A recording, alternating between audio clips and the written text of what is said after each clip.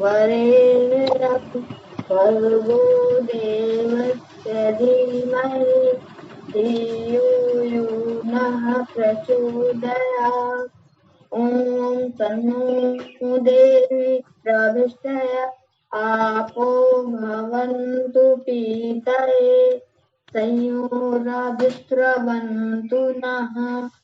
ॐ वाक् वाक् ॐ प्राणः प्राणः ॐ चक्षुश्चक्षुः ॐ श्रोतं श्रोतम् ॐ नाभिः ॐ हृदयम् ॐ कण्ठः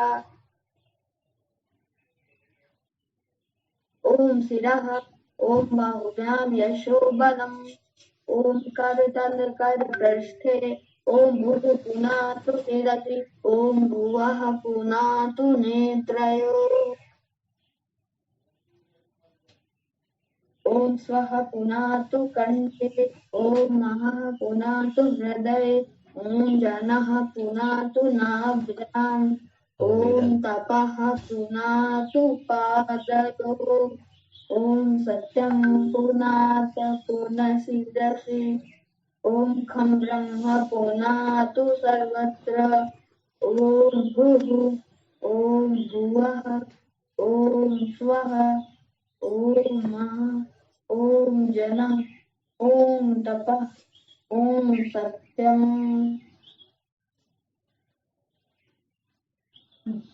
ॐ ऋतं च सत्यं च विधातापसो ध्यजायत ततो रात्रजायत ततः समुद्रो अर्णवः ॐ समुद्रा दर्णवादधि संवत्सरो अजायत अहोरात्राणि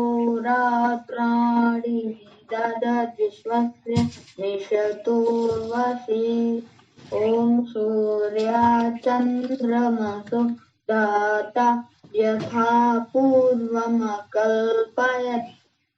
दिवं च पृथिवीं चान्तरिक्षमसो स्वः ॐ शन्नो देवी रविष्टय आपो भवन्तु पीतये संयोराभिस्रवन्तु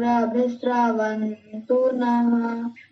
ॐ प्राचीदिगन्निराधिपतिरक्षितो रक्षिता विद्या ईशवः तेभ्यो नमो विपतिभ्यो नमो रक्षितृभ्यो नमः ईशुभ्यो नमः एभ्यो अस्तु योऽस्मान् वेष्टि यं वयं यस्मस्तं भोजं मे दद्मः ॐ दक्षिणादिगिन्दो विपतिस्तरादि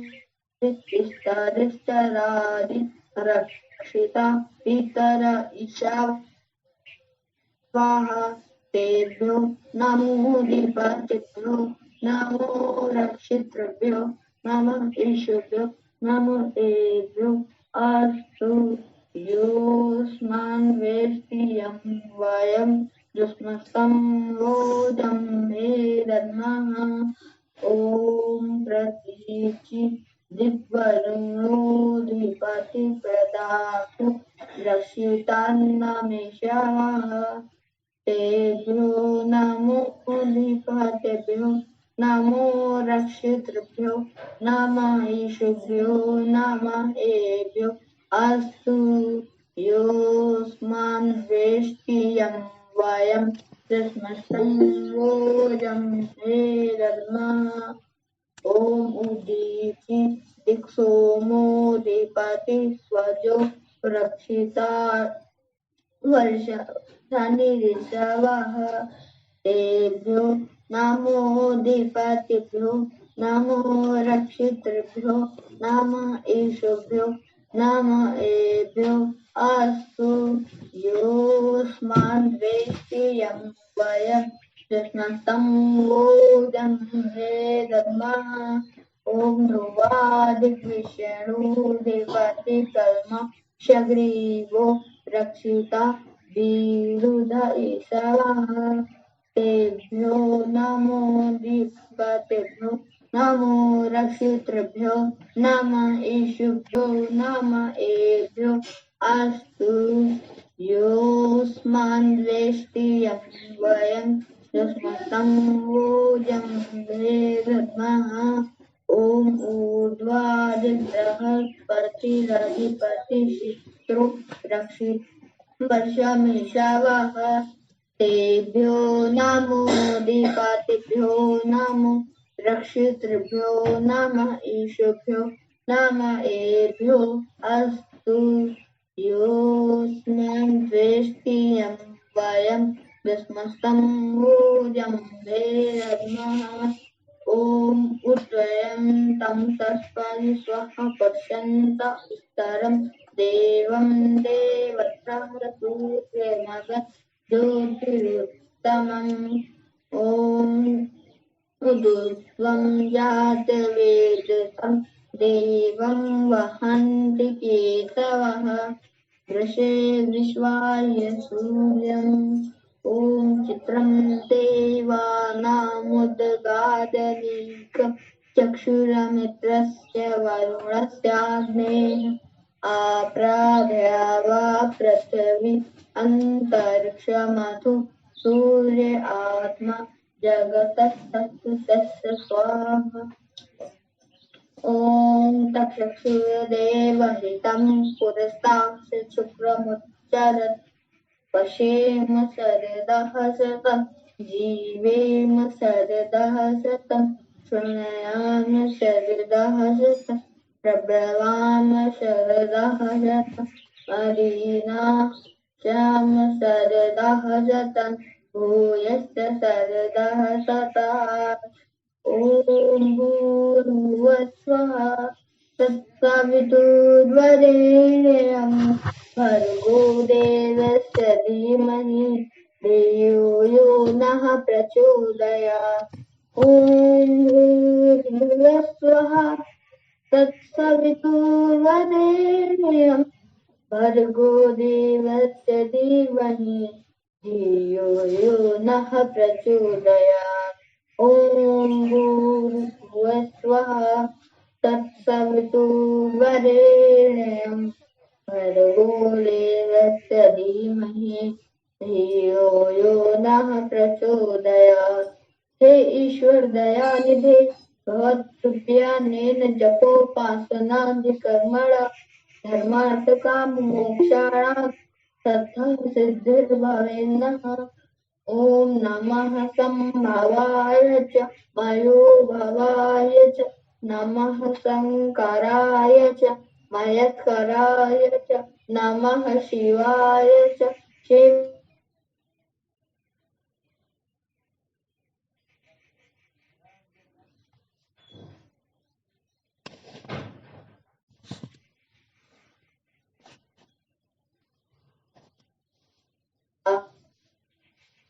हे सुखदात ॐ सविता माता पिता वरेण्यं भगवन् भ्राता ॐ तेरा शुद्ध स्वरूप धरेहं धारणदाता ॐ प्रज्ञा प्रेरित दासु कर्मे विश्वविधाता ॐ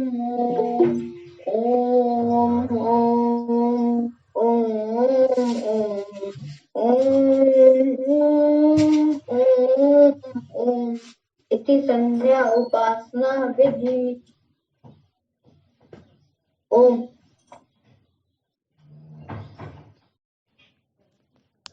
ऐसा मनुष्य बनूं भगवान बढ़े जिससे भारत की शान। ऐसा उद्घोष सभी से करने की जा रही है। ऐसा उद्घोष सब करें जिससे भारत की शान बढ़े। जी श्यामनारायण बाबू जी, आचार्य जी का एक और भी करना है। रीता बहन जी जो हैं जी, इन्होंने शायद संध्या किया है अभी कभी। कर लेंगी। तो आप आज करने वाली थी लेकिन अविरल के नाम से उनको रोका और गया है। आपकी पुत्री भी है, उससे भी हाँ, अभी उनको याद तो बहुत है लेकिन पिताजी की अभी इनको अंदर जो है शर्म बहुत है इनके अंदर, इसलिए अभी वो सुनाते नहीं है। सुनाएंगे किसी दिन, सुनाएंगे तो एक ही चीज नहीं सुनाएंगे, पूरा लंबा सुनाएंगे। ये योग दर्शन तक लेके हो जाएंगे सकता है केवल। घर का माहौल वैसा ना हो। नहीं, वो मेरा वाला स्वभाव, मेरा बचपन का स्वभाव जो है ऐसा ही था, बहुत शर्मीला। अभी तो थोड़ा सा सुधर गया है चीज, अब बोलने लग गए हैं, लेकिन पहले बहुत, जहाँ 4 लोग बैठे रहते थे मैं धीरे से निकल जाता था वहां से, कोई देखे ना हमको।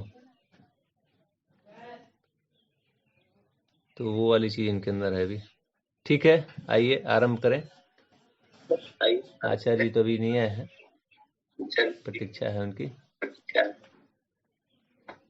ये तो बच्चों का स्वभाव होता है, उनको बुला करके समझाया जाए और लोगों के बीच में कुछ उनसे कहा जाए कि कुछ बताओ, सुनाओ कुछ, विद्यालय में क्या पढ़ते हो, ये सब पूछा जाए तो उनका भी खुलता है बोलने का ढंग। नहीं, मैं गाता तो था, गवाया जाता था मुझे, स्कूल से लेकर बाहर तक में। बाल सभा शनिवार को लगती थी तो उसमें मेरा नंबर आता ही था। घर पे भी कोई अतिथि आ जाए तो, मैं ननिहाल में रहता तो वहाँ मामा जी बुला के खड़ा कर देते थे, तो मैं गीत सुनाता था। कौने रंग गांधी बाबा, कौने रंग नेहरू, कौने रंगवा, हमारा भारतवासी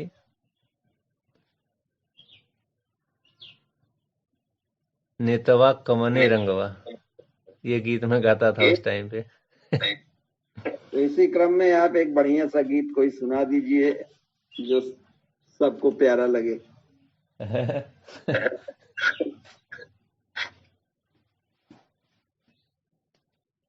गीत तो हैं ही बहुत सारे सब।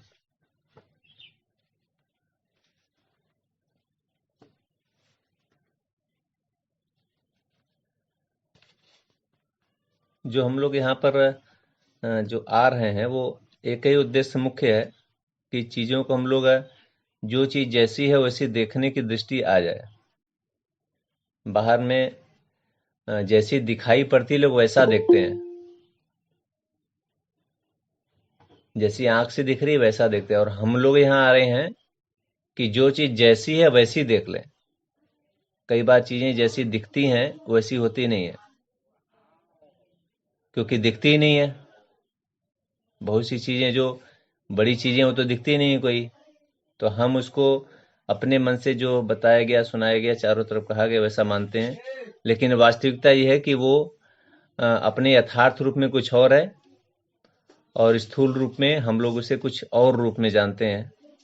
तो ये दोनों यथार्थ और स्थूल के बीच का जो भेद है उसको हम यहाँ समझने आए हैं। और महर्षि कह रहे हैं यहाँ पर कि जो जैसा हो उसको वैसा, माने परमाणु से आरंभ कीजिए, परमाणु को ठीक ठीक जानिए और परमेश्वर को ठीक ठीक जानिए। परमाणु से परमेश्वर के बीच में जितना कुछ भी है, जो कुछ भी है, सबको यथावत जितना है उतना ही, न उससे कम न उससे ज्यादा। अच्छे विद्यार्थी की ही परिभाषा है कि जब उससे प्रश्न पूछा जाता है अति लघु उत्तरी में, तो विस्तृत उत्तरी उत्तर उससे पता है लेकिन उत्तर देगा वो अति लघु उत्तरी में, क्योंकि उसको उतना ही नंबर मिलना है। तो उससे पता चलेगा कि वो उसको ठीक पता है। नहीं, उत्तर तो उसको पूरा पता है तो पूरा लिख देगा वो, भले एक ही नंबर मिलना हो उसे। तो जितना हो उतना उस टाइम पे ही बताया जाए जितना पूछा जाए। तो ये समझ ठीक है, ठीक से समझा गया विषय को, ये पता चलेगा वहां। बाकी तो आप पूरा बताइए, अच्छी बात है, लेकिन जब प्रश्न परीक्षा ली जा रही तो इस समय पर उतना ही बोलना है। तो चीजों का जब यथार्थ बोध हमें रहेगा तो ऐसा हो पाएगा। तो इसलिए हम लोग यहाँ पर हैं, तो जितने लोग भी आ रहे हैं मानते होंगे सब लोग कि ये सौभाग्य है, लेकिन इसको जो है अभ्यास की आवश्यकता है। इस सौभाग्य को बढ़ाए जाने की हर दिन आवश्यकता है। मेरे लिए तो जैसे इतना भाग दौड़ रहता है, आचार्य जी का बहुत भाग दौड़ रहता है। सबसे ज्यादा भाग दौड़ करने वाले तो आचार्य जी है यहाँ पर। देखिए कैसी घटना है कि मैंने जिसको समझाना है, बताना है, उसके सामने संघर्ष सबसे ज्यादा है। ज्यादातर हम लोग अपने अपने घरों में है, यात्रा नहीं करनी ज्यादा। लेकिन यात्रा का परिणाम देखिए, संघर्ष का परिणाम देखिए कि मैंने कितनी चीजें स्पष्ट हैं। तो यात्रा से भी अपने यहाँ एक परंपरा है, अर्थातो घुमक्कड़ जिज्ञासा, घूमने से पता चल जाता है। जगह जगह का देखने से, दृष्टि खाली खुली रहे तो पता चलता है। तो आपके जीवन में जितना ही तप रहेगा, जितना संघर्ष आएगा, जितनी भागदौड़ रहेगी, उसी में संभावना है कि आप कर सकते हैं अच्छा। गीत क्या है? ये लक्ष्य ही है, ध्येय गीत इसको कहते हैं हम लोग। जो हमारा लक्ष्य है सारे लोगों का, जो यहाँ पर है। इंद्रम वर्धंतो अप्सुरः क्रीडवन्तो विश्वमार्यम् अपाघ्नन्तो अरावण। दिव्यांशु जी, आपने इसको सीखा होगा। हे प्रभु हम तुमसे वर पाए, हे प्रभु हम तुमसे वर पाए, सकल विश्व को आर्य बनाए, सकल विश्व को आर्य बनाए,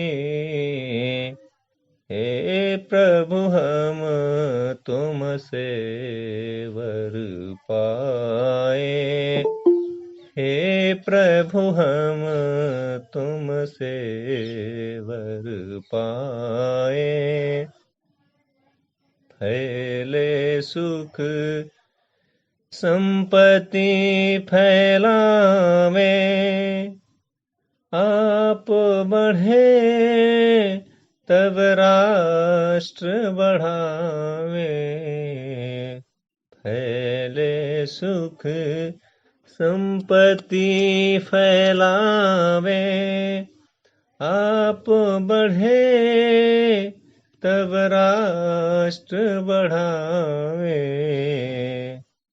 हे प्रभु हम तुमसे वर पावे, हे प्रभु हम तुमसे वर पावे,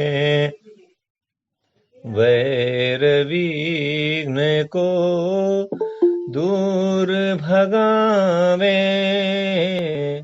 वैर विघ्न को दूर भगावे, प्रीति रीति की नीति चलावे, प्रीति रीति की नीति चलावे, हे प्रभु हम तुमसे वर पावे, हे प्रभु हम तुमसे वर पावे, दुख में हम कभी ना घबराए, दुख में हम कभी ना घबराए, सुख में तुझको भूल न जाए, सुख में तुझको भूल न जाए, हे प्रभु हम तुमसे वर पाए, हे प्रभु हम तुमसे वर पाए, सकल विश्व को आर्य बनाए, सकल विश्व को आर्य बनाए, हे प्रभु हम तुमसे भर पाए। हे प्रभु हम तुमसे बर पाए। ॐ इन्द्रं वर्धन्तो अप्तुरः कृण्वन्तो विश्वमार्यम् अपघ्नन्तो वरावडः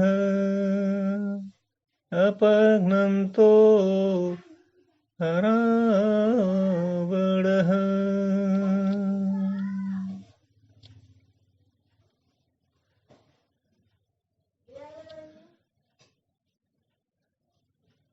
बहुत सुंदर।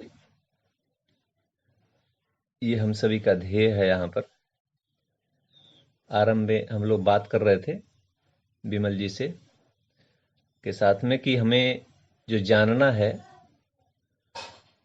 वो जानना है, फिर उसको जीने लगना है।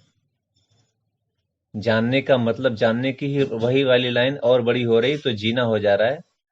और फिर जब हमें कहना होता है तो हमें हमारे अपने जीने से कहना होता है। सबसे अच्छे वो हैं, सबसे जानकार वो हैं जिनका कहना उनके जीने से पता चलता है। आचार्य जी का कहना उनके जीने से पता चलता है, क्योंकि वो जानते हैं। हम लोग ऐसा मानते हैं कि वो जानते हैं, और जानते इसलिए क्योंकि वो करते हैं, करते हुए दिखाई पड़ते हैं।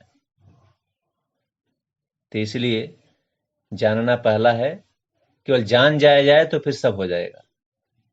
अगर हो नहीं रहा है तो इसका मतलब जाना नहीं गया। कल मैं सुन रहा था पीछे की रिकॉर्डिंग, तो इसमें आ रहा था कि अगर विषय को हमने समझ लिया तो हम समझा सकते हो तो समझ लिया।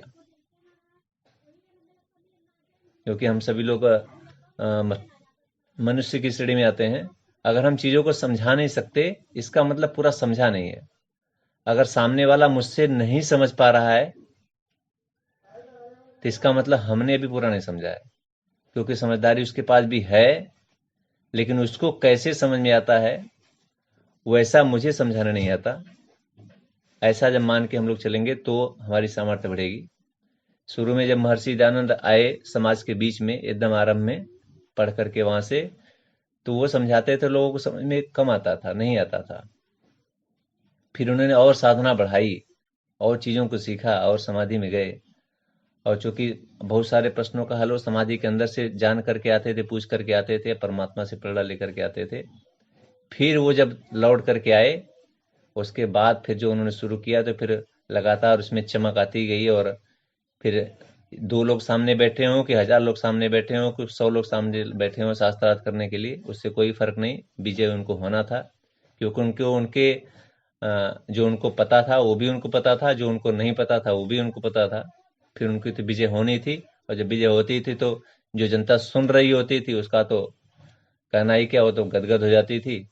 और उसमें से भी बहुत सारे लोग मान लेते थे, बहुत सारे मौलवी मान लेते थे, इस मत में आ जाते कि नहीं हम इसको छोड़ रहे हैं। आज से जो मेरी मानता थी आपने सिद्ध कर दिया गलत है, तो हम इसको छोड़ रहा हूँ। ऐसा करके देश में तूफान खड़ा हुआ था एक व्यक्ति के कारण से। तो वो एक व्यक्ति कहने के लिए थे, उनके अंदर सारे जितने भी उनके शिक्षक, जितने गुरु, जितने आचार्य थे, योग सिखाने वाले, सबका उन्होंने कृतज्ञता बीच बीच में किया है कि उनकी कृपा से मुझे ये मिला, उनकी कृपा से ये मिला। और विरजानंद जी को तो बस व्याकरण का सूर्य ही कहते थे वे। तो ये माने हम लोग उसी धारा में जा रहे हैं, तो इसलिए जिम्मेदारी हम लोग की बहुत बड़ी है। और मैं ऐसा मानता हूँ कि सब लोग लिखते होंगे, पढ़ते होंगे। जी वैर भाव भी तो रखने वाले थे। रखने वाले थे, लोग वैर जो भाव रखने वाले थे। अभी एक दिन मैंने फोटो डाली थी, जगन्नाथ ने जब विष दिया, वैर भाव रखे और एक दुश्मन की तरह से मान करके देखिए कितनी बार विष दिया और मार ही जाता इतनी अल्प आयु में। मार कहाँ डाला? मार तो सकते नहीं थे ना, मार कहाँ डाला? अपना नुकसान कर लिया।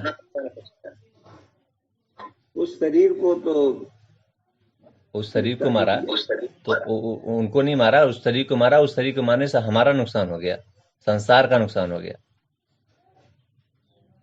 ये बहुत बड़ी घटना थी, होने वाली थी पूरे संसार के लिए, वो रह गई होते होते। 1883 में हो गए और 1893 में विश्व धर्म सम्मेलन हुआ था जहां विवेकानंद गए थे। कितनी बड़ी चूक, अपने पैरों पर कुल्हाड़ी मारी गई। महर्षि जी इतने विद्वान थे, इतने सब कुछ थे, उनको आभास तो होता रहा होगा कि उनसे वैर भाव रखने वाले बहुसंख्यक हैं, उनसे सावधान रहे। अरे वो तो कहते थे कि जहाँ ऐसा संकट वाला काल हो, हमें और जम के, जहाँ जितना बड़ा फोड़ा होगा उतना ही नस्तर लगाऊंगा नीचे तक।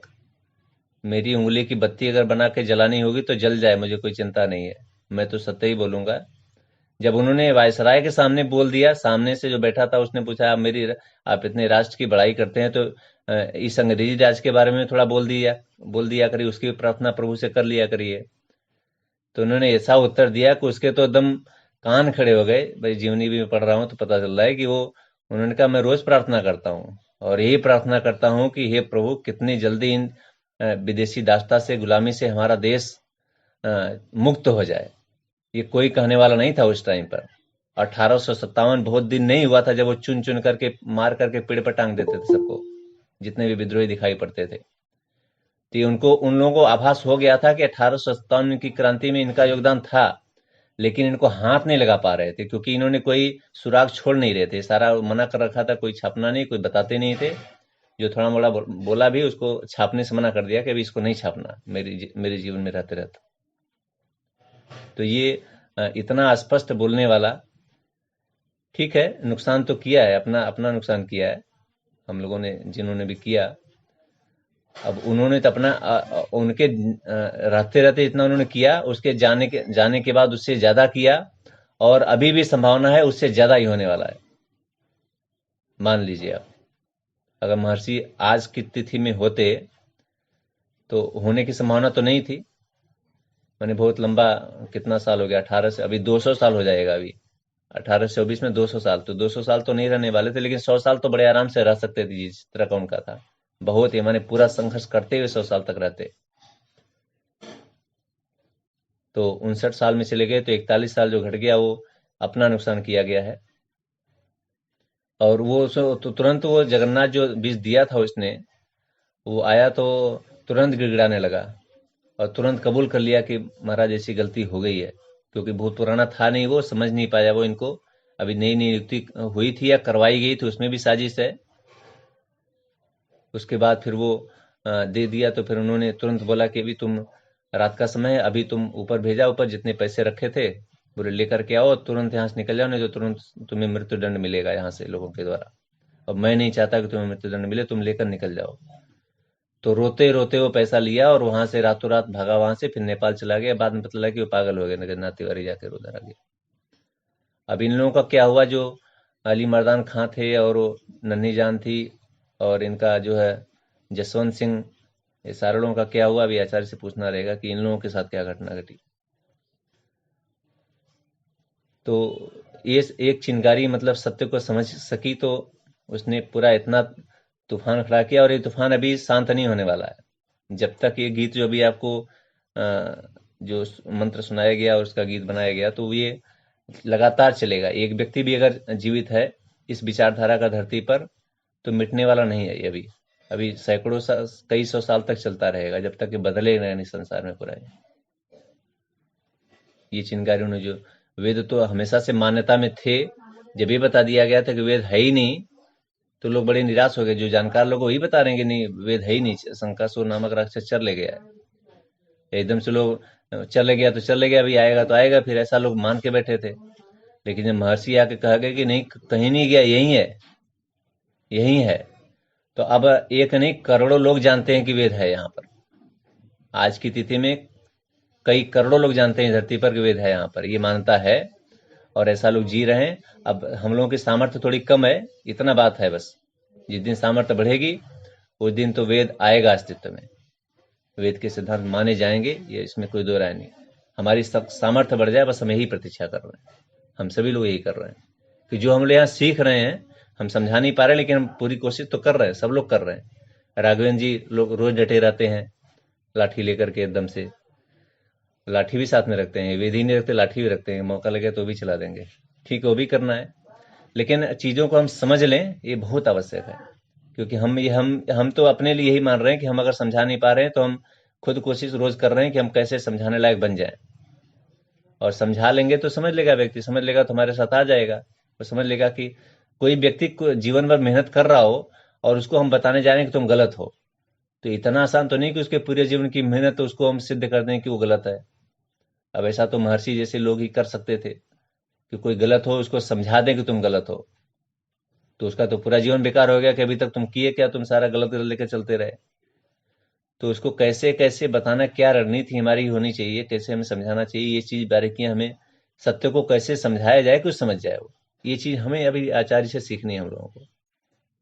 कि अगर सीधे विरोध करके अगर वो सीख सकता हो तो विरोध करके सीखे, और उसको कोई और तरीका हो सकता हो सिखाने बताने का, क्योंकि सत्य तो बदलेगा नहीं, बात वही रहेगी, लेकिन उसको घुमा करके कहने समझाने का तरीका दूसरा हो सकता है जिस तरह वो समझ जाए, लेकिन उसमें जरा सा इधर उधर तो नहीं होना है।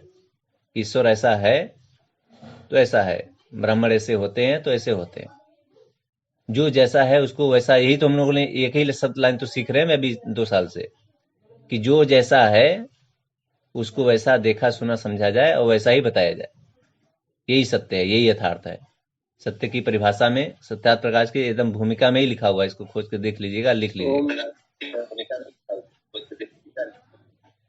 जी ये बताएं, हम जिस समाज में उठते बैठते हैं और अपने अपने विचार को कैसे प्रकट करें कि वो भी हमारी बात से सहमत हो, क्योंकि अधिकतम लोग ऐसे हैं जो कि पौराणिक विचारधारा के लोग ही हैं और वो जल्दी समझते नहीं, समझने का प्रयास नहीं करते हैं या हठवादिता करते हैं कि नहीं ऐसा नहीं ऐसा है, तमाम तर्क देने लगते हैं। हाँ हाँ, उसके लिए बताइए कुछ। वही उसी बात कर रहे हैं हम लोग, वही बात कर रहे हैं कि कैसे उसको, माने जो उनकी मान्यता है वहां क्या कहा गया है। अभी ज्योतिर्लिंगों की बहुत बात आ रही थी पिछले कुछ महीने पहले, तो आचार्य जी ने फोटो भेजी उसमें से निकाल करके, शिव पुराण में से किसमें से था, कि ज्योतिर्लिंगों के बारे में क्या कहा गया है। एक चंद्रमा आकाश में है, उसने 27 उनकी किसकी बेटियों से विवाह किया और एक को बहुत ज्यादा मानते थे तो श्राप मिल गया। माने ये कथा चल रही, गप्पबाजी पूरी की पूरी। तो ये आदमी कोई भी अगर पूरी कथा पढ़ लेगा तो उसका दिमाग में ठनकेगा कि भाई क्या कहा जा रहा है। ये चंद्रमा का विवाह किसी स्त्री से हो रहा है, वो आसमान में बैठा हुआ है और उसको फिर श्राप भी मिल रहा है। तो उसमें जो तथ्य है उसको जब सामने हम समझ करके उस सामने प्रकट करेंगे तो उसके दिमाग में एक प्रश्न जाएगा तो जरूर, कि मैं जो मान रहा हूँ इसमें कुछ गड़बड़ तो दिखाई पड़ रहा है, कि ऐसा ऐसा कथा अगर लिखा है। ज्यादातर लोगों ने देखा ही नहीं ना जो भी कहा जा रहा है, कोई भी पुराण कोई खोल के नहीं देखा है। अभी मैंने एक ब्रह्म वैवर्त पुराण का एक फोटो आया था मेरे पास, अभी डाल दिया तो पूरा बाउंडर मचा हुआ है कि आपने क्या डाल दिया। एक उस ग्रुप में जिसमें मैंने डाला था, हरिद्वार के लोग हैं, पूरे देश भर के लोग हमारे साथी लोग हैं, तो उसमें एक मुसलमान लड़का भी था। उसमें उस पोस्ट के डालने के बाद जो ग्रुप के एडमिन है उन्होंने उस मुसलमान लड़के को ग्रुप से बाहर निकाल दिया। अब कह रहे हैं कि आप जो है हमारे मजहब की, हमारी जो मान्यता है उसकी आप छीछा लेदर कर रहे हैं एक मिलिच्छ के सामने। बताइए, एक लड़के के सामने हमने ये बात सामने रख दी और आप इसको मानते हैं, आप पढ़ते हैं, चारों तरफ ये प्रचार हो रहा है ब्रह्मवैवर्त पुराण का, कहीं कोई खंडन नहीं कर रहा है कि ब्रह्मवैवर्त पुराण गलत है, और हमने एक फोटो डाल दी, एक पेज की, आधे पेज की, तो आपको आपने ग्रुप से बाहर कर दिया। कितने लोग ग्रुप से बाहर करिए? 30 करोड़ लोग हैं, बाहर करिए उनको। कैसे करेंगे बाहर? अपनी मान्यता हम बदलेंगे नहीं। तो ये सब चीजें जब हम सामने रखेंगे ठीक प्रकार से, और हमें पता हो पहले और कैसे रखना है इसको पता करेंगे, उसकी बात सुनते हुए, तब उनके अंदर कोई प्रश्न जाएगा तो आज नहीं तो कल बदलेंगे वो। उनके मन में पहले शंका तो हो कि पुराण ऐसा कह रहा है, वेद ऐसा कह रहा है, तो कौन सही है?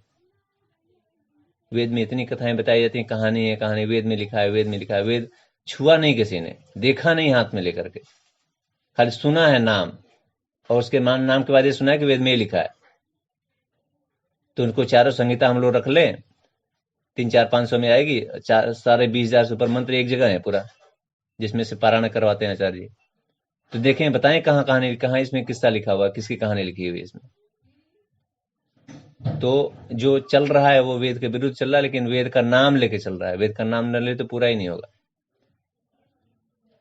तो हम लोगों ने भी, वही मैं बात कर रहा हूँ कि अभी हम लोगों ने पूरी प्रकार से समझा नहीं है। समझ लेंगे, जितना समझा उतना तो बता पा रहे हैं। और समझने में यह है कि हम लोग केवल सुन रहे हैं, ज्यादातर लोग।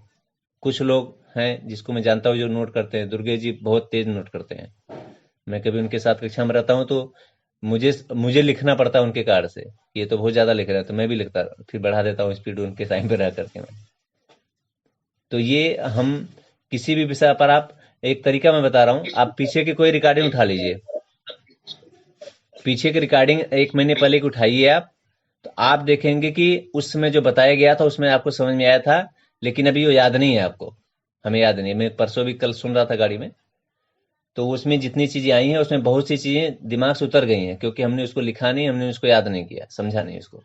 उस टाइम पे समझ लिया था, समझ में आ गया था, बाद में अपने समझाने लायक समझा नहीं, उसको याद नहीं किया। तो रिकॉर्डिंग हमारे पास बहुत ज्यादा हो चुकी है, और एक एक रिकॉर्ड में से 2-2 बात भी अगर निकालेंगे याद करने लायक, तो कम से कम आपकी हो जाएगी 1,000 चीजें याद करने की। एक एक रिकॉर्डिंग में से 2-2 चीज निकालेंगे तो, और हर दिन काफी कुछ याद करने की रह जा रही है। तो ये अभी हम लोग ही तैयार नहीं है, थोड़ी सी मेहनत करनी पड़ेगी। इस 1-1.25 घंटे के अलावा आधे घंटे और देना पड़ेगा, तब ये काम हो जाएगा। फिर तब आप जो कह रहे हैं कि हम समझा नहीं पा रहे हैं, तब वो सामने वाला कहेगा कि आप समझाएंगे तो फिर समझेगा, वो अच्छा लगेगा। जी। मैं अपने योग कक्षा में शिव संकल्प रिकॉर्ड किया हुआ है, उसको सुनाता हूँ लोगों को। जी। पूर्वमुदयति दैवम सदसुप्तस्य तथैवेति। और एक संस्कृत गीतिका है, नमस्ते सतेते जगत कारणाय, नमस्ते चिते सर्वलोकाश्रयाय, और ये संध्या वंदन, तीनों रिकॉर्ड किया है क्रम से, लोगों को सुनाता। लेकिन इसमें रुचि नहीं, महीनों से सुना रहा हूँ लोगों को। लेकिन वो कहते हैं अरे भजन लगाइए, क्या लगा देते हैं यार। हाँ ठीक है, उसको आपको सुनाने से काम नहीं चलेगा बाबू जी। ये तरीका हम लोग का ठीक नहीं है। हमें ये अपनी तैयारी के लिए रखना है। जो कोई मांगेगा तो देना उसको, क्योंकि आपने इसको समझा है सामने से बैठ करके, और उस व्यक्ति को सुनने में अभी तो विचार का ही नहीं पहले तो वो, तो कोई ऐसा बात उसके अंदर जाए कि पहले उसे पता चले कि ये जो लोग कह रहे हैं यही वाला सत्य है, यही वाला सही है, वैदिक संस्कृति वाला सही है। वो जब तक मानेगा नहीं तब तक हमारी पूरी बात स्वीकार नहीं करेगा वो, क्योंकि ये तो पूरी व्याख्या है मुझे ना। तो आनंद आता है, मैं तो हाँ, आपको तो आनंद आएगा ही।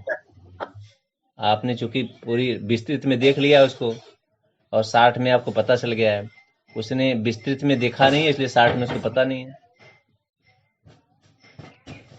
तो इसलिए जो है सारे विषयों पर कंफ्यूजन है पूरे समाज के अंदर, ये मैं देखता हूँ। उसमें बहुत सारी जो विषय हम लोगों के सामने आ गए, हमने उसमें से कुछ संदेह दूर करने का प्रयास कर लिया और कर लिया है।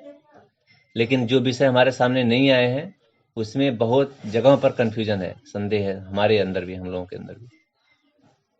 तो वो थोड़ी थोड़ी रोज वो घिसी जा रही है, वो तो सही बात है। और लोगों के भी विचार लिए जाएं। जी। आचार्य जी का आगमन किसी कारण से नहीं हो पाया है अभी। जी, आचार्य जी का आगमन नहीं हो पाया, आज हम ही लोग हैं यहाँ पर, तो अपनी बात रख लेंगे लोग कैसे। आज नहीं आएंगे क्या आचार्य जी? अब रात में बात तो मेरी हुई थी, फोन आया था उनका, लेकिन हम तो पता था कि रहेंगे ही, क्योंकि आज निकलेंगे वो राजस्थान से शाम को। तो हो सकता है सवेरे का यज्ञ जो है तड़के शुरू कर दिया। अब क्या घटना है कुछ पता नहीं। हाँ, रविवार का समय तो हो सकता है कुछ विशेष का हो ऐसा। मैसेज तो डाले हैं आचार्य जी कि आज आएंगे नहीं ग्रुप में। अच्छा, ठीक है वहाँ। यज्ञ जल्दी होना था। हाँ हाँ वही होगा। ठीक है। आदरणीय दिव्यांशु जी, राजरतन जी, रंजीत जी, प्रधान जी को पहले बुला लीजिए, वो बोल रहे हैं, उसके बाद लोगों को बुलाइए, क्योंकि अभी वो मंदिर चले जाएंगे जल्दी से। बुलाइए फिर उन्हीं को।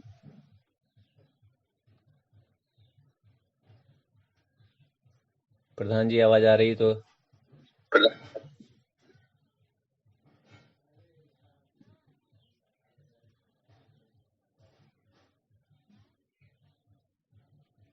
जी रेखा बहन जी।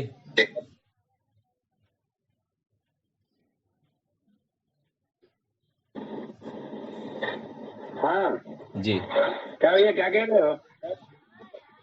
लोग समझा नहीं पा रहे हैं लोगों को। क्या हम लोग लोगों आवाज को कम आ रही, क्या बात है? हम लोग लोगों को अपनी बात जो हमने समझा है हम समझा नहीं पा रहे हैं, तो कैसे किया जाए इसको? हाँ ऐसा है कि आज मेरा बोर्ड जो है वो काम नहीं कर रहा है, इसलिए बहुत साफ आवाज नहीं आ रही। ठीक है जी हैं? तो फिर प्रश्न करिए तो बता, जवाब दें क्या जो प्रश्न है। जो चीज हम लोगों ने ठीक प्रकार से समझ लिया, यहाँ पर हमें समझ में आ गया, जी उसे हमें लोगों को समझाना है और हम समझा नहीं पा रहे हैं, लोग हमारी बात समझते नहीं है। हाँ ठीक। देखिए मामला यूं है कि ज्यादातर लोग बात तो अड़कते हैं, और अड़कचरे हैं तो जो भी हैं उसमें उनके डिवोशन नहीं है। जब तक कि तत्परता नहीं होगी, जब तक कि उसमें झुकाव नहीं होगा, उसमें लगाव नहीं होगा, उसके प्रति बेचैनी नहीं होगी, तो नहीं हो पाएगा। हम जानते तो हैं कि संध्या करना चाहिए, ठीक है, लेकिन इस बात को सबसे कहते भी संध्या करो, लेकिन हम स्वयं जो है चाहे सब काम हट जाए लेकिन संध्या जरूर करेंगे। जैसे पौराणिक समाज की जितनी चर्चा है उसका कारण क्या है? उसके पुरोहित, उसके पादा, उसकी किताबें सभी बताती हैं कि बिना ये के खाना ना खाओ, बिना के नहाओ न। तो हमारे यहाँ जो मजबूरी है वो ये है कि हमने अपने लोगों के अंदर ये क्यूरियोसिटी, यानी ये नहीं पैदा कर सके कि नहीं ये काम जरूर होना है। जैसे यज्ञ की बात शुरू हुई है, हमको अंदाज है कि बहुत से परिवारों में आपके प्रयास से ये यज्ञ चल रहा है, और ये है चाहे कोई काम हो चाहे ना हो यज्ञ जरूर होगा। तो ये भावना पैदा करने के लिए हम लोग कार्यकर्ता लोग जो है जितने में हैं, चारों वेद का ज्ञान हम नहीं कर पाएंगे, लेकिन जितने में है उसको दृढ़ता पूर्वक अपने में लागू करें, और लागू जो कर रहे हैं उसका प्रदर्शन करें, ये आवश्यक है। हमारा प्रदर्शन जीरो है और लोगों का प्रदर्शन ही प्रदर्शन है, वास्तविकता कुछ नहीं है। हमारे अंदर वास्तविकता तो है, प्रदर्शन नहीं है। अब एक उदाहरण मैं दूं। अभी जितने लोग हैं इस पुरानी जगत में, अगर कहीं कार्यक्रम हो जाए तो कूदते फांदते दौड़ते वहां पहुंच जाएंगे, और हमारे जो वैदिक कार्यक्रम है इसके प्रति अभी लोगों की रुचि हम नहीं जागृत करा पाए, और सबसे बड़ी वजह कि हम स्वयं कार्य बतियाते बहुत, करते बहुत कम है। हमारा जब कभी हवन छूट जाता है तो मन बड़ा पश्चाताप होता है और फिर शुरू हो जाता है। इस प्रकार से जो कुछ भी हम जाने हैं, ज्यादा जान लेने से कुछ नहीं होगा। जो हम खाएंगे, जो हजम हो जाएगा, उसी का रक्त बनेगा, उसी के बीच से कुछ बनेगा, और खाए जहां निकालते कोई मतलब नहीं है। तो इस विचार का है ये जो हमारी क्रिया प्रक्रिया है उसको व्यवहार में लाने की जरूरत है। हमको लोग देखें, हमको लोग देख रहे हैं कि रुद्राभिषेक हो रहा है, लोग देख रहे हैं कि रामायण पाठ हो रहा है, लोग देख रहे हैं सुंदरकांड पाठ हो रहा है, लोग देख रहे हैं कि माता माई गेन, गौरा माई गेन फलान जा रहे हैं, लोग देख रहे हैं, प्रदर्शन हो रहा है और एक दूसरे से कहते भी एक शिव चर्चा चल पड़ी हुई है। अब आप समझे निरक्षर भट्टाचार्य लोग शिव चर्चा कर रहे हैं और सफल बने में उनके आते हैं लोग। तो कारण ये जो भी उस पर लगा हुआ है वो मनोयोग से लगा हुआ है। हमारे अंदर मजबूरी ये है कि हम जान तो गए हैं, अपना कुछ करते भी हैं, लेकिन उसका प्रदर्शन बहुत हल्का है। ये मेरी बात है, प्रदर्शन की भी आवश्यकता है, उसमें हम पीछे हैं। प्रदर्शन हमारा बढ़ाना चाहिए, जो हम कार्यक्रम करें उसको सुंदर सुंदर ढंग से बनावें, उसका प्रचार करें। ये है, ये मेरी बात दिमाग में आई भैया जी। जी जी धन्यवाद। हाँ जी जी। आदरणीय राजरतन सेन जी, रेखा बहन जी, आदरणीय रणजीत जी, राघवेंद्र जी, आप में से कोई दो थोड़ी बात रख लेंगे इस विषय पर। जी सभी को सादर नमस्ते। जी जी आवाज मिल रही है हमारी? हाँ, प्रश्न वही आपसे भी है, प्रश्न सभी से वही है। जी जी हाँ समझ रहे हैं। हाँ मतलब जो भी साम्रायण बाबू जी ने कहा है, वो जो व्यथा है उनके अंतर मन की, वो सही है। लेकिन आचार्य जी 2-3 बार इस बात को कह चुके हैं। आप इस बार आए थे अमित जी जब हमारे यहाँ कार्यक्रम में, नहीं तो आप चले गए थे जी। वो एक दिन आचार्य जी ने कहा जैसे वो कार्यक्रम के बीच में कि भाई आप लोग सब लोग आते हैं, कॉपी किताब लेके नहीं आते और हमसे कोई प्रश्न नहीं पूछते हैं। जो हमसे प्रश्न पूछता भी है तब वो मतलब यहाँ का जो आर्य समाज से संबंधित वो पूछता है। मैं ये चाह रहा हूँ कि जो बाकी समाज के लोग हैं वो लोग हमसे प्रश्न करें। जी। और तो और आचार्य जी दिन में निकले थे तो जो अगल बगल के लोग हैं उन लोगों ने आचार्य जी से यहाँ तक कह दिया, क्या आचार्य जी बिना मतलब का यहाँ क्यों आते हैं, इससे कुछ होने जाने वाला नहीं है और वो आप कुछ भी करेंगे यहाँ के लोग बदलेंगे ही नहीं। तो आचार्य जी इस बात को उन लोगों ने कह दिया। आचार्य जी इस बात को मंच पे बोले, लेकिन हम लोगों का कहने का मतलब ये है कि लोग हमारे विरोध में ज्यादा हैं, हमारे सपोर्ट करने के लिए नहीं है। हम कितना हो प्रदर्शन चाहे जो कुछ भी कर लेंगे वो खैर अलग की बात है, लेकिन हमें दूसरे को छोड़ के अपने आप पर ध्यान देना मेरा मुख्य उद्देश्य ये है कि जिस चीज को हम जान रहे हैं कि इससे अच्छा संसार में नहीं कुछ सकता है और हम सही रास्ते पर चल रहे हैं, तो हम अपने रास्ते पर चलेंगे और दूसरे को एक बार प्रयास करेंगे, 2 बार चले तो चले, अन्यथा उसकी मर्जी, हमें उसके पीछे नहीं पड़ना है। आचार्य जी ने भी यही बात समझाया था।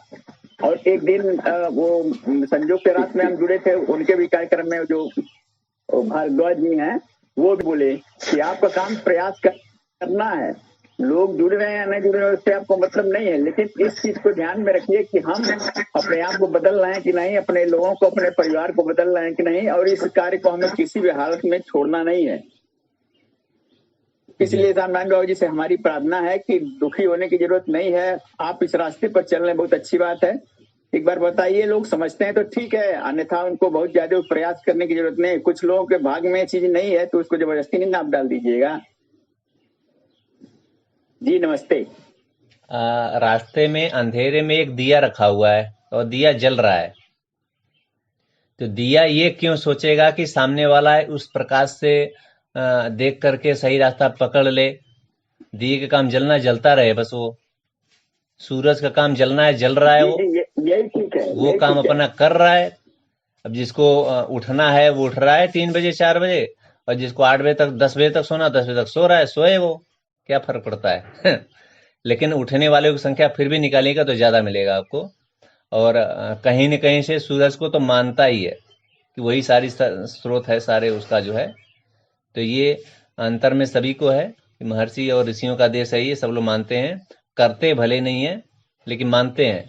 तो अपना काम जलना है, दिया बन के जलिए, चाहे सूरज बन के जलिए, और चाहे पूरा एकदम फोकस लगा दीजिए, लेकिन वो काम करना है और अपने अंदर से करते रहिए, तो कम से कम हमें संतुष्टि रही कि हम कर रहे हैं कुछ। जी, हमें देख के लोग बदलने का अपने आप को प्रयास करेंगे। जैसे यहाँ के समाज में जो स्थिति हमारे परिवार की है वो सारे यहाँ 10,000 परिवार हैं, उन सबसे भिन्न है। और यहाँ आर्य समाज की पहचान हमारे परिवार के नाम से होती है, जबकि आर्य समाज से कोई किसी अधिकारी पदाधिकारी से हम लोग को कोई संबंध नहीं है ना। हम लोग सदस्य हैं सारा, यहाँ आदान प्रदान दूसरे हैं, वो सब जमीन जायदाद के चक्कर में पड़े हुए हैं उल्टा सीधा। लेकिन हम लोगों को ये खुशी है कि हमको देख के लोग जो है कम से कम प्रयास तो करते हैं। हाँ, ये यहाँ तक लोग कहते हैं कि जो आपके परिवार में होता है वो हम लोग नहीं कर सकते हैं, बहुत प्रयास करते हैं लेकिन परिवार वाले ही नहीं कर देते हैं। तो इससे खुशी होती है ना कि हम जो कर रहे हैं अच्छा कार्य कर रहे हैं, और हम जान भी रहे हैं कि इससे अच्छा कुछ हो भी नहीं सकता है। तो अब फिर हम जैसे क्यों आपके साथ या प्रधान जी के साथ ये 10, 15, 20, उसमें 30, पढ़ते जाएं। 20, 30, 40 सालों का लगा हुआ है कहानी, है ना। अब जैसे जो लोग 1 साल से 2 साल से 3 साल से 6 महीने से आए हैं, तो वो 6 महीने वाला काम 6 महीने में 40 वाला काम तो नहीं होगा। एक एक चीज पर सोचना पड़ता है, पीढ़ियों से चल रहा है, तो वो अंतर आ रहा है। तो उसमें बहुत निराश होने की आवश्यकता मुझे नहीं लग रही। रेखा बहन जी कुछ कह रही थी, आप अपनी बात रखें। रेखा बहन जी। जी ओम, सभी को प्रणाम, नमस्ते। मैं कह रही थी जैसे मैं तो स्वामी जी को सुन के ही पूरा जीवन बदला है ना मेरा, तो मुझे लगता है कि सबको प्रेरित करें कि सुबह आस्था चैनल देखें, स्वामी जी को सुने। वो बहुत कुछ ऐसा बोलते हैं जिससे पूरा जीवन ही बदल जाता है। जी। और दूसरा, यज्ञ के लाभ बताएं, क्योंकि यहाँ व्यक्ति बिना लाभ कुछ भी नहीं करता है। जब तक उसको लगेगा मेरा घी बर्बाद हो रहा है ना, क्योंकि घी तो डेली लग रहा है, तो उसको बताइए कि इतने से घी से आपको अनंत लाभ मिल रहे हैं। तो फिर उसके बाद अभी यज्ञदेव जी आए थे हमारे यहाँ, इतने साइंटिफिक तरीके से उन्होंने लाभ बताए हैं, इतने बढ़िया लाभ बताए हैं कि मुझे लगता है कि हर व्यक्ति प्रेरित हुआ होगा। जी। और जैसे आर्य समाजी, मुझे जिसने यज्ञ करना सिखाया वो आर्य समाजी हैं, मैंने उनसे सीखा, क्योंकि वो कभी कभी हमारे जब प्रोग्राम होते थे पतंजलि के तो वही करती थी, दीदी है वो करती थी। तो मेरा बड़ा मन होता था कि मैं भी डेली करूं, पर अब वही था, मेरी व्यस्तता विद्यालय की इतनी रहती थी कि मैं सोच भी नहीं पाती थी कि मैं कर पाऊंगी। लेकिन फिर ये कोरोना काल ऐसा आया, स्वर्णिम काल मैं तो कहूंगी मेरे लिए, कि उसने मतलब मुझे यज्ञ करना सिखा दिया। फिर मैंने उनसे यज्ञ करना सीखा। पर एक बात यह है कि वो भी प्रतिदिन यज्ञ नहीं करती हैं, जिन्होंने मुझे सिखाया वो भी नहीं करती हैं। वो भी कभी अमावस्या, पूर्णिमा, बड़े बड़े उसमें करते हैं, प्रतिदिन वो भी नहीं करते। यानी आर्य समाजी भी प्रतिदिन नहीं करते हैं। आर्य समाज का इतना वो है। अभी जैसे यज्ञदेव जी आए थे तो हमारे यहाँ पर, जहाँ मैं बैंकट हॉल में वो योग सिखाती हूँ, तो वहाँ होना था उनका प्रोग्राम। पर जो आर्य समाजी लोग थे उन्होंने कहा नहीं, हम उनके लिए बहुत दूर हो जाएगा, आप ऐसा करिए कि कहीं सेंटर में रख दीजिए। और ये आर्य समाज के बैनर तले ही वो उनका प्रोग्राम था। पूरा बैनर हमारा पीछे से बना था, वो आर्य समाज के नाम से बना था। तो मुझे लगा कि जब इस बैनर में काम हो रहा है तो सारे आर्य समाजी उमड़ के आ जाएंगे, पर और मेरे यहाँ से तो शायद कम पहुंचेंगे क्योंकि बहुत दूर हो जाएगा महिलाओं की। लेकिन इसका उल्टा हुआ, मेरे यहाँ से सारी महिलाएं जितनी भी मतलब मेरे प्रति निष्ठा रखती है सभी गई, और वहां से गिन के 4 या 5 लोग आए आर्य समाज में। यानी उन लोगों की कोई निष्ठा ही नहीं है, कोई उनका मतलब पता नहीं क्या है, अजीब से, मेरे को तो बड़ा अजीब सा लगा। मैं फिर मैंने उनसे, और कोई उनके निष्ठान का प्रोग्राम नहीं, कुछ भी नहीं, फिर सब मैंने ही अपने से करा। मेरे को बड़ा अजीब लगा, देखो इतनी दूर से लोगों को बुलाया है और कुछ भी नहीं, मतलब समझ लीजिए यज्ञदेव जी को भी कुछ नहीं दिया। बोलते हैं जैसे उनके जो प्रतिनिधि थे, मैंने उनसे बात करी तो बोलते हैं कि स्वामी जी के पास तो बहुत पैसा है, उनको क्या जरूरत है। लेकिन जैसे आप देखिए उतनी दूर से हरिद्वार से वो आए थे तो उनको कुछ तो दक्षिणा बनना देना हमारा कर्तव्य बनता था ना, कुछ भी नहीं करा। वो सब मैंने अपनी जेब से करा है सारा कुछ। मुझे बड़ा मतलब इतना दुख हुआ, मैंने कहा तभी तुम्हारे समाज नहीं पाना पड़ेगा, इसका यही कारण है क्योंकि तुम्हारी बिल्कुल बहुत ही आपकी जेब और बड़ी रहे। प्रश्न यह है कि हम लोग समझाएं कैसे लोगों को। वही तो मतलब आप ही समझिए, औरों को कैसे समझाओगे आप, जब आप आर्य समाज से जो प्रतिदिन जुड़े हैं, उनके सदस्य हैं, वहां जाते हैं, यज्ञ करते हैं, वो ही नहीं कुछ समझ रहे हैं तो औरों को हम कैसे समझाएंगे। आर्य समाजी को छोड़ दिया, उनको तो उनको लगता होगा कि मुझे सब पता है तो इसलिए नहीं समझते होंगे। लेकिन बाकी लोग जो हैं उनके पास हम जाके उनको कैसे समझाना है उसमें नहीं, यज्ञ में बहुत बढ़िया समझाया, बहुत ही साइंटिफिक तरीके, उनको तो इतनी नॉलेज है ना, मतलब मानना पड़ेगा। जैसे मैं हरगोविंद सयाल स्कूल में ले गई थी ना उनको, यहाँ पर है इंटर कॉलेज है, वहां भी ले गए थे हमको। तो उनका कहना था कि जितने स्कूलों में वो चले गए हैं अभी तक पहला स्कूल उनको इतना अच्छा मिला। वहाँ के जो प्रिंसिपल थे उन्होंने भी बोला कि हमारे यहाँ पर केमिस्ट्री के PhD हैं, फिजिक्स के PhD हैं, संस्कृत के PhD हैं, लेकिन आपकी नॉलेज देखकर सब दंग रह गए हैं, इतनी नॉलेज उनको हर क्षेत्र की। मतलब इतना बढ़िया तरह से, आप भी यहाँ पर कभी उनको बुलाइएगा, उनका प्रोग्राम कराइएगा, बहुत ही ज्यादा नॉलेज है उनको। और बहुत ही साइंटिफिक तरीके से वो पूरा विस्तृत जानकारी देते हैं, बहुत ही एक्चुअल में बढ़िया। ये जो स्वामी यज्ञदेव जी हैं, इनको जिम्मेदारी दी नहीं गई है स्वामी जी के द्वारा। ये इन्होंने स्वेच्छा से करते हैं ये यज्ञ की में इनकी रुचि थी, तो स्वामी जी जी। ने जब नाम बदल रहे थे तो इनका नाम यज्ञदेव रख दिया, और उनकी यज्ञ में ही लगातार रुचि रहती, तो एक नया प्रकल्प पूरा खड़ा किया, जो काम जो है नई संविधाएं बनी बीमारियों के हिसाब से, वो डेवलप हुई और वो आज पूरे देश में जा रही हैं। तो वो हाँ, चीज जो जा रहे है हैं, परमात्मा प्रदत्त इनके अंदर है, जो निकला, और उसको स्वामी ने समझ करके उसको आगे बढ़ा करके इनको नाम भी बदला और इनको वही वाला काम भी दिया। तो ये विशेषता जो इनके अंदर की है, तो अंदर की है तो उनको कहीं से आ रही होगी परमात्मा की ओर से, जहां से उनको वो बता रहे हैं। तो सारी चीजें अद्भुत हैं। जो कोई भी सुनेगा तो निश्चित रूप से उसको बदलना पड़ेगा कि एक ही चीज से अगर बहुत सारे लाभ मिल रहे हैं हमें, तो निश्चित रूप से आदमी झुकेगा ही उधर। ये सही बात है। तो समझाने का तरीका वो वही बात आ रही है कि समझाने का तरीका उनका वैसा है। हाँ नहीं, बहुत ही बढ़िया उनका जो बोलने का वो है ना, बहुत ही बढ़िया, बहुत ही अच्छा। जी। उनको बुलाइएगा कभी इधर और उनसे प्रोग्राम कराइएगा। हाँ मैं जी, हाँ बल्कि जी, जैसे देखेंगे। जब से मैंने यज्ञ शुरू करा है, अब मैं उसको छोड़ नहीं पाती। बिना यज्ञ के भोजन नहीं करना, ऐसा दृढ़ संकल्प हो चुका है।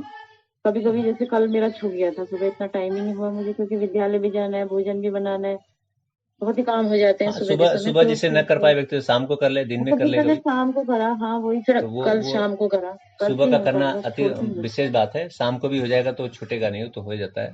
लेकिन उतना अच्छा नहीं लगा, क्योंकि जी। वो सूर्य वाले मंत्र छूट गया ना, तो उतना अच्छा नहीं लगता है शाम को करना। सुबह ऐसा है कि दोनों समय के मंत्र हो जाते हैं ना, सुबह ज्यादा अच्छा सबसे लगता मुख्य काम है ये, तो सबसे मुख्य काम सबसे पहले होना चाहिए, प्राथमिकता में पहले नंबर पे होना चाहिए। तो सुबह हो जाए तो अति उत्तम। शाम को हो जाता है है। लेकिन तो थके होता होने है के कि बाद योग होता है, होता है फिर, तो वो पहले योग एकाग्रता फिर नहीं यज्ञ बन पाती, होता वो हम लोगों ने भी देखा है। ठीक है, 2 लोग और बोल पाएंगे, समय हो रहा है पूरा।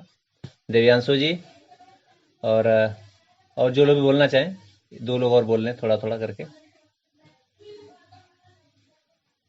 तो ये कक्षा आज की पूरी हो जाएगी। राघवेंद्र जी, दिव्यांशु जी, अमिता बहन जी।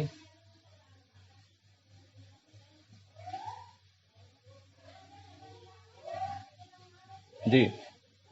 जी दादा जी, हमारे हिसाब से अगर दूसरों को समझाना है तो हमारा ज्ञान ही इतना मजबूत होना चाहिए, इतना गहरा ज्ञान होना चाहिए कि सामने वाले के ऊपर इसका अलग ही इम्प्रेशन पड़े। हमारा तर्क इतना होना चाहिए, मजबूत होना चाहिए कि हम अपने तर्क और ज्ञान से सामने वाले को सही मार्ग दिखा पाए। तो हमें तो लगता है कि हमारे अंदर ही कमी है। अभी हमारे अंदर बहुत कमी है। हमें अपने आप को और डीप में जाना है, किसी भी विषय के बहुत गहराई में जाना है और उसको खुद समझ के तब हम दूसरों को जो समझाएंगे तो वो उसको सही हिसाब से ग्रहण कर पाएगा। अब जैसे आचार्य जी का ज्ञान देखिए, आचार्य जी के सामने कोई टिक सकता है? अगर कोई अपनी बात रखे तो उसको अपने हिसाब से वो उसको संतुष्ट कर देंगे। जी। तो मेरे हिसाब से तो यही ठीक है कि हमें और ज्यादा गहराई में जाकर चीजों को समझना होगा, विषय वस्तु को गहरी समझ बनानी पड़ेगी, तभी हम दूसरों को समझा पाएंगे। अभी आचार्य जी को हम लोग अभी समझ नहीं पाए हैं, और उनके जी सामने जब कोई निरुक्त निघंटु पूरा पढ़ा हुआ व्यक्ति और महाभाष्य और अष्टाध्यायी पूरा हुआ पढ़ा व्यक्ति जब सामने आएगा, उसके सामने आचार्य जब बोलेंगे और वो जब नतमस्तक होगा, तब हमें पता चलेगा कि आचार्य जी क्या है। अभी हम लोगों के साथ तो वही कह रहे हैं। हंसी कर लेते हैं, थोड़ा मस्ती कर लेते हैं, तो हमें लगता है कि बस इतना इनका है। और आचार्य जी भी इतने सरल स्वभाव के हैं, अभी हम लोग नहीं जान पाए हैं कितना उनको। हाँ, मैं वही कह रहा हूँ कि जो पुस्तकों का नाम हमने लिया है, एक लाइन भी हमें उसमें की नहीं पता है। जब उसकी बात होगी तो हमें कुछ नहीं समझ में भी नहीं आएगा, बहुत मुश्किल से समझ में आएगा चीजें। तो और वो भ्राता जी, पहली बार हम देखा कि इतना विद्वान आदमी इतने सरल, साक्षात देखा है, बहुत सरल स्वभाव आचार्य जी का। इसीलिए सारे लोग नतमस्तक हैं, अपना अपना जो भी सहयोग करना चाह रहे हैं, जो कर सकते हैं, सब लोग कर रहे हैं, इसीलिए कर रहे हैं जी कि ऐसा कोई व्यक्ति अभी तक दिखाई नहीं था। जी राघवेंद्र जी, दिव्यांशु जी बोल रहे थे कुछ। अभी बात चल रही थी कि आचार्य जी के समक्ष उन्हें नतमस्तक होना पड़ेगा, जिन्होंने वाकई महाभाष्य निघंटु आदि सब याद किए हैं, उनका अभ्यास किया है, उनका भी मनन किया है। लेकिन यहाँ पर अगर हम देखें आज के युग में जिन्होंने भी महाभाष्य आदि का संपूर्ण अध्ययन किया है, ऐसे लोगों को आचार्य जी को नतमस्तक करने की आवश्यकता ही नहीं है। वे स्वयं ही आचार्य जी की बात से पूर्ण सहमत होंगे। हाँ, जब यहाँ तक कि जब महर्षि भी थे, उन्होंने भी जिनके साथ शास्त्रार्थ किया है, चाहे वो जितने भी पौराणिक, जितने भी पंडित हो, जितने भी विद्वान हो, वे सभी कहीं ना कहीं भटके हुए थे। इसका उदाहरण हमें मिलता है काशी शास्त्रार्थ में। काशी और कश्मीर उस वक्त विद्या के सर्वश्रेष्ठ केंद्र माने जाते थे। जब काशी के आप कहिए मूर्धन्य पंडित जब महर्षि से दयानंद जी से शास्त्रार्थ करने आए, उन्होंने कहा कि हमें तो सब वेद याद है, लेकिन वेदों का एक प्रमाण भी प्रस्तुत न कर पाए, और छल से रात के समय जब कुछ दिखता नहीं था तब भी वो गोजा पात्री करके ले आए और कह रहे थे पढ़िए, हमने प्रमाण दे दिया। तो आज भी ऐसे विद्वानों की असल में कमी है।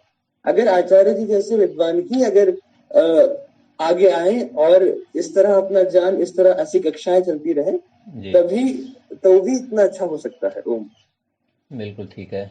जैसे निरुक्त और निघंटु पढ़ा हुआ व्यक्ति जो सामने आता है और उसके ज्ञान में आचार्य जी कहते हैं ये नहीं ये रहेगा, ऐसा रहेगा वहाँ, तब हमें पता लगेगा कि इनको उनसे भी माने उसमें कहाँ कहाँ गलती हो सकती है, संशय कहाँ है, डाउट कहाँ है, वो भी उनको पता है। और जब शास्त्रार्थ होता है तो बाप रे, फिर तो वो बिल्कुल उसमें जो है उनका रौद्र रूप तो देखते ही बनता है। फिर तो ऐसा कभी अवसर हम लोग बनाए कि शास्त्रार्थ हो और सामने आचार्य जी बैठे हों और सामने से और विद्वान जो कहे जाते हैं वो हों, तब पता चलेगा कि क्या है, जब सारे शास्त्रों का एक साथ निष्कर्ष निकाला जाएगा किसी भी विषय पर, तो वो क्षण की इंतजार करना चाहिए। हम लोगों को ऐसा अवसर बनाना चाहिए। जी बाबू जी, ऐसा अवसर ढूंढ करके फरवरी में होता है लखनऊ में, करना चाहिए। नहीं ये तो लखनऊ में सब जिलों में करना चाहिए, जहाँ भी आचार्य जाते हैं वहाँ इस तरह का प्रोग्राम बनाना चाहिए। मैं सोच रहा हूँ इसमें कि ऐसा करवाया जाए कि जो लोग भी खुला मंच रहेगा, जो आए प्रश्न पूछना चाहे पूछे, कोई भी मत का हो। ऐसा एक तरफा होता है, केवल आर्य समाज के लोग बहुत कम संख्या में लोग जुड़ते हैं, पौराणिक लोग बहुत कम जुड़ते हैं। उनको कैसे लाया जाए उस सभा में, किस तरह से लाया जाए? तो लोग आते, आर्य समाज वाले नहीं आते हैं। मैं उनकी संख्या देखता हूँ प्रतापगढ़ में जो भी आयोजन हुए, अगर आपने भोज का इंतजाम किया है तो भोज वाले दिन तो संख्या खूब दिखाई पड़ेगी, लेकिन कहिए कि व्याख्यान सुनने के लिए और भजन सुनने के लिए, ये वैदिक भजन सुनने के लिए कहिए तो नाम मात्र की संख्या होती है। लेकिन भोज का इंतजाम अगर आपने किया है तो उसमें देखिए क्या भीड़ आती है। ये ब्रह्मांड की सबसे विशिष्ट घटना है। ये घटना गुरुकुल में भी घटा करती है। जिस कार्यक्रम में आचार्य कहते हैं भोजन है, वहां संख्या भोजन के टाइम पर 3 गुनी हो जाती है। ये ब्रह्मांडीय घटना है, आकाशीय घटना है, ये खगोलीय सिद्धांत है ये। तो इसको अन्यथा न लिया जाएगा, ये होता ही है। क्योंकि जहाँ सरलता रहती है वहां सब एकदम से बह जाते हैं, और जहाँ थोड़ा चढ़ना रहता है ऊपर, तो बस कोई बिरले ही आता है जो ऐसा सोच पाता है कि चलो हम चढ़ के दिखाएंगे।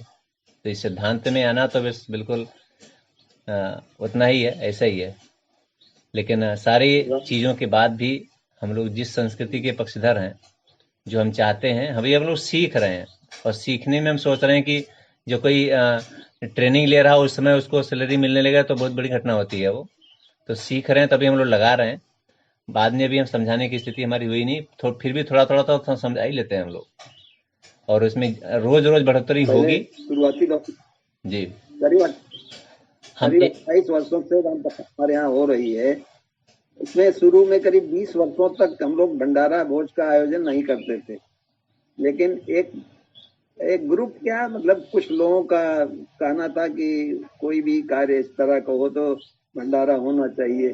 तो शुरू हो गया, कुछ लोग ऐसे आ गए सामने, उन्होंने शुरू करवा दिया बिना समिति के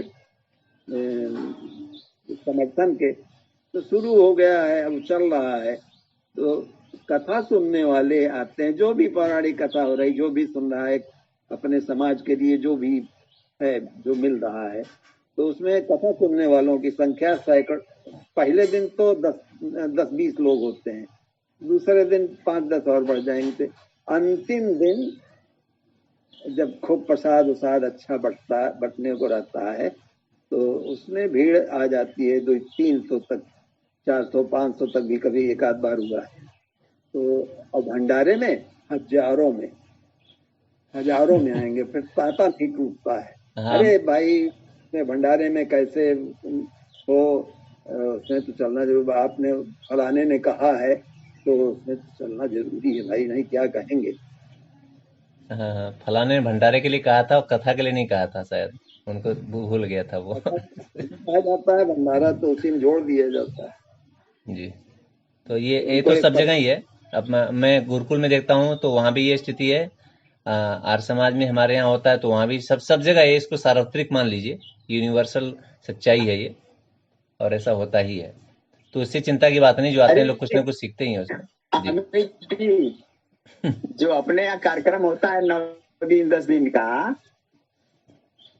जी अमित जी, आ रही है अमित आवाज? जी, हाँ जी आ रही है आवाज। अमित जी, आवाज आ रही है आपकी? हाँ हाँ, वो कह रहे हैं जो हमारे वहाँ कार्यक्रम होता है 9 दिन 10 दिन का, उसमें भी हमारी आवाज आ रही है ना? जी पूरी आ रही है। कह रहे हैं अपने वहाँ जो कार्यक्रम होता है 24 फरवरी से 4 मार्च तक का, नहीं जा रहा आवाज क्या? अरे पूरी आवाज आ रही है, बोलिए ना आगे। अच्छा अच्छा ठीक।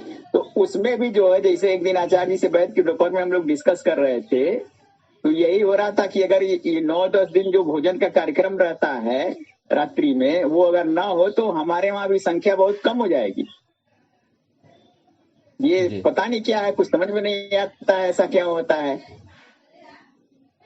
ये चीज बड़ा मतलब, देखिए ये इसमें हालांकि अच्छी बात नहीं है ये, लेकिन अब ये जैसे तथ्य खोजेंगे तो उसमें चीजें निकल करके आएंगी। लोगों को अपनी देखिए बात सुनाने के लिए मैं इस बात के समर्थन में हूँ कि जैसे ये जो आप कह रहे हैं, ये जो दिया बनना होता है, जो समाज को दिशा देना होता है, सही गलत का भान कराना होता है, तो जी सब लोग नहीं कर सकते हैं इस काम को। दिया बनने का काम सब नहीं कर सकते हैं कि 100 करोड़ लोग दिया दिखाने वाले बन जाएंगे। तो इसलिए संख्या जरूर कम रहेगी। ये ब्राह्मणत्व वाली संख्या है ना, तो ब्राह्मण तो कम रहेंगे ही रहेंगे, लेकिन जितने रहें वो कंप्लीट रहें। वो जब बात रखें तो पूरी बात उनकी मान्यता ली जाए और जो कह दें उसको माना जाए। तो ये है उसमें कि संख्या बहुत ज्यादा नहीं रहेगी। अगर 200 लोग आते हैं आपके समाज में और सभा में, तो आप समझ लीजिए कि बहुत सफल हैं, और वो 200 लोग बोल सकते हो, बता सकते हो, उतना हो जाएगा तो आप समझिए कि वो 2 लाख के ऊपर भारी पड़ेंगे लोग, क्योंकि वो हाँ, ये बात तो सही है ना। तो संख्या यहाँ दीपक बनना है ना, तो दीपक बनना माने जलना है उसको, तो जलने वाले की संख्या तो निश्चित रूप से कम रहेगी। लेकिन वो थोड़े से तो लोग ही, एक ही दिया 1000 लोगों को प्रकाश देता है पूरे रात भर में, रास्ता दिखा देता है लोगों को। तो संख्या से वो जलता रहे, बस ये रहे मतलब।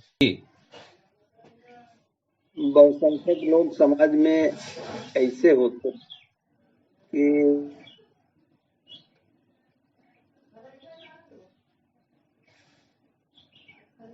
खर्च कर सकते, तो वो कम लोग,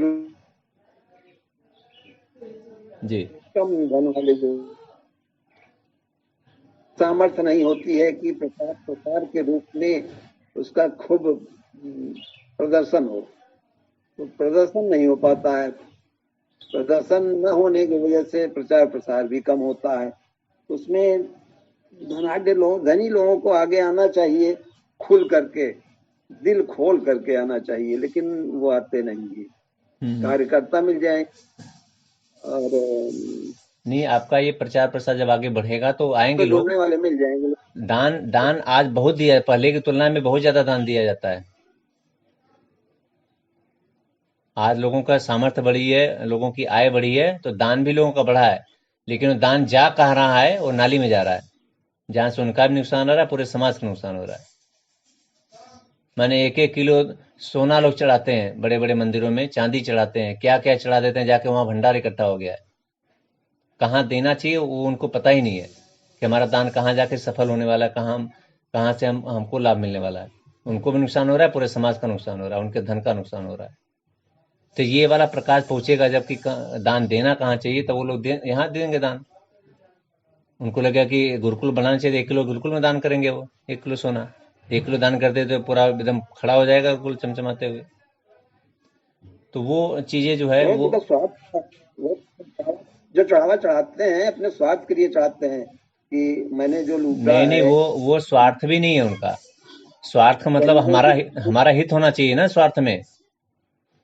नहीं, ऐसे लोग होते हैं जो गरीबों की चमड़ी उतार करके और अपना जी, वो तो मान ले वो तो काम गलत कर ही रहे हैं, लेकिन जो हम दान देने जा रहे हैं स्वार्थवश ही अगर दे रहे हो तो स्वार्थवश में हमारा लाभ होना चाहिए ना। हम दान दे करके आए हमारा नुकसान हो जाए क्योंकि हमें उसका लाभ मिला नहीं, क्योंकि हमने सही जगह दिया नहीं। राघवेंद्र जी कुछ बोलना चाहते हैं। राघवेंद्र जी बोलिए जी। ओम नमस्ते गुरु जी। मेरा ऐसा मत है कि जैसे एक गीता में श्लोक आता है, कर्मण्येधिकारस्ते मा फलेषु कदाचन। मैं मानता हूँ कि आज जो चर्चा हो रही, हम रिजल्ट पे ज्यादा ध्यान दे देते हैं, जिसका कारण ये है कि हमारे अंदर जो है थोड़ी सी ही भावना उत्पन्न हो जाती है। अगर हम रिजल्ट पे ना ध्यान देते हुए अपने पुरुषार्थ पे ध्यान दें तो शायद इसका परिणाम दूसरा होगा।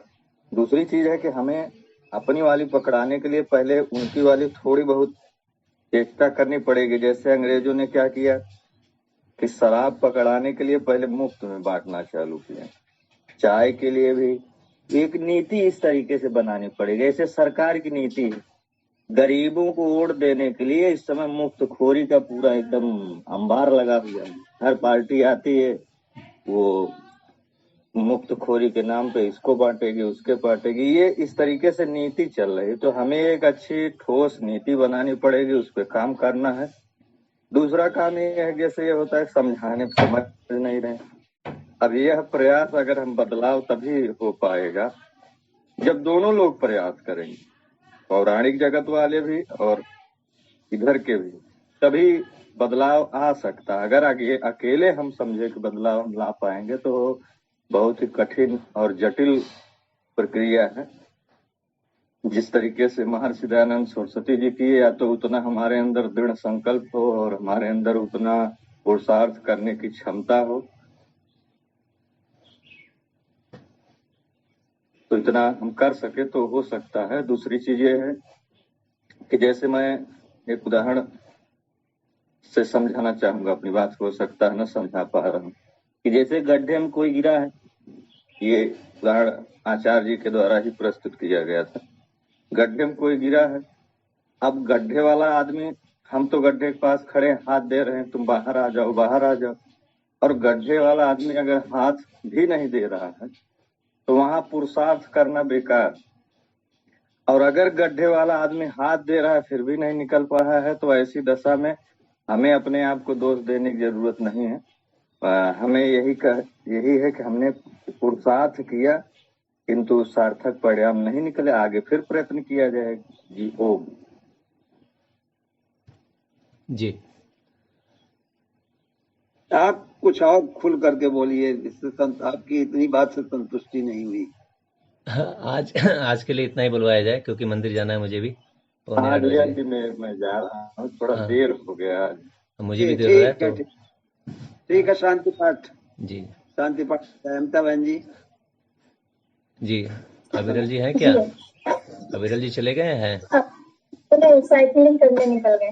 ठीक है, आप ही कर दें। हम ही करते रहेंगे। सभी लोग कमर सीधी करके बैठ जाए, शांति पाठ करते हैं।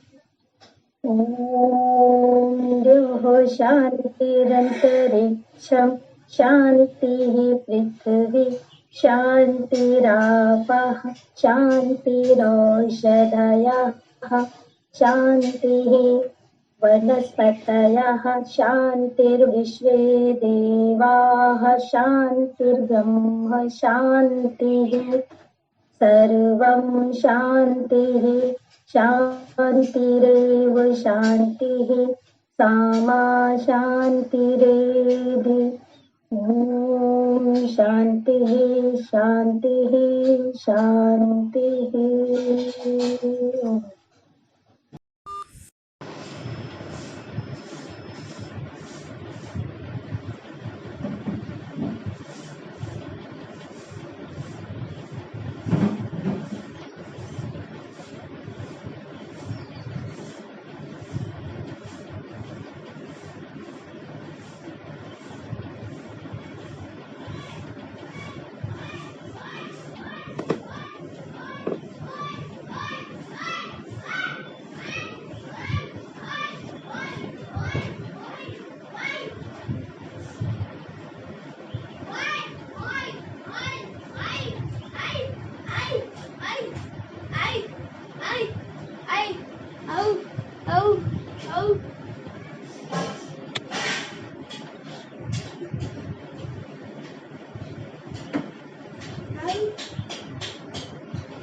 जल्दी जल्दी जल्दी जल्दी। हाँ, देरी हो रहा है।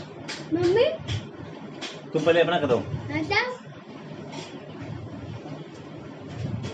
अच्छा जल्दी हाँ क्या जल्दी चंपी?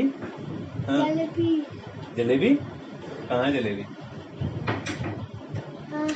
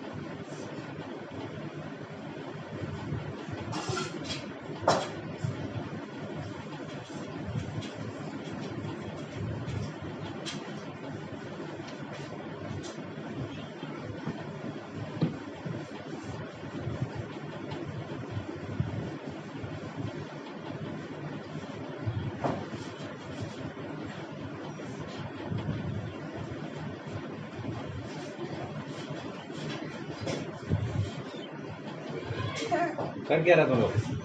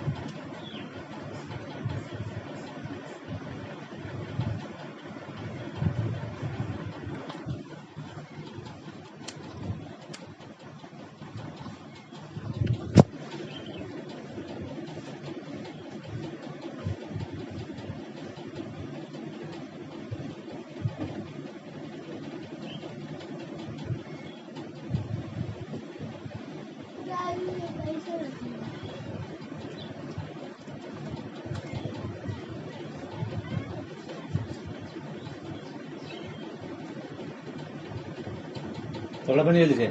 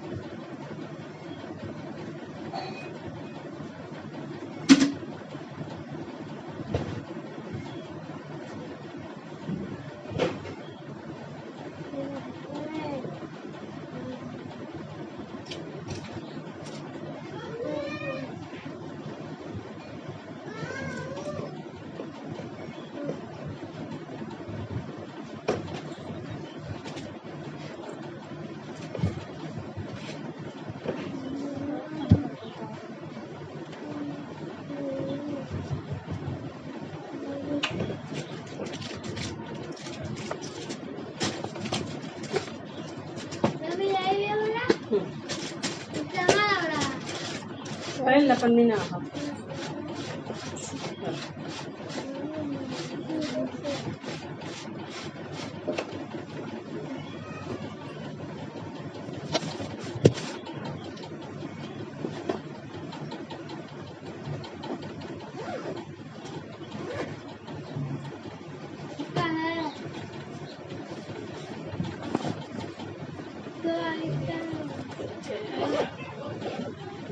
बड़ी दिक्कत हो रहा है पटने में।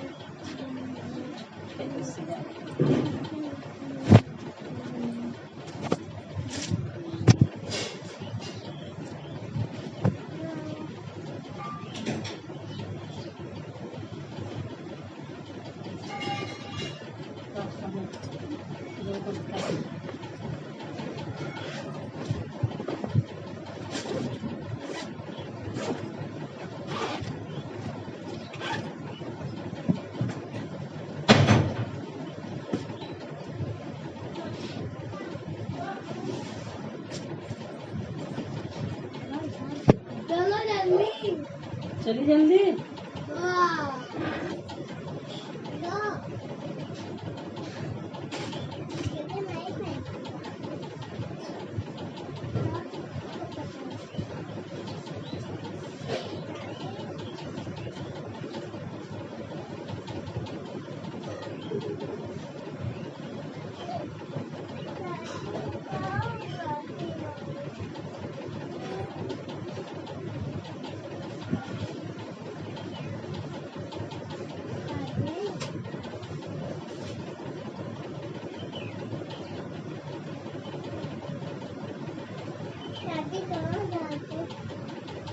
मंदिर यार, मंदिर हैं? मंदिर जा रहा है? कौन करने जा रहा है?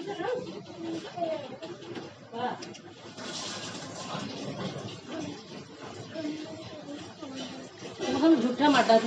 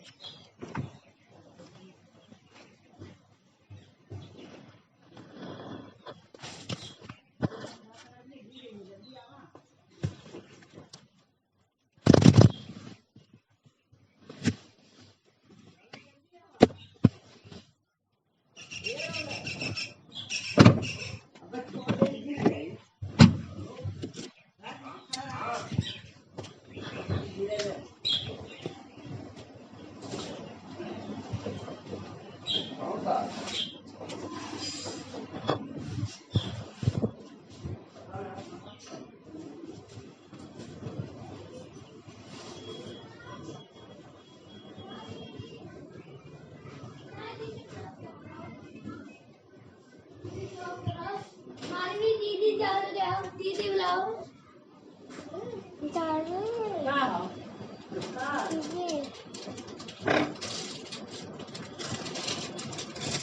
बल झाले बल झाले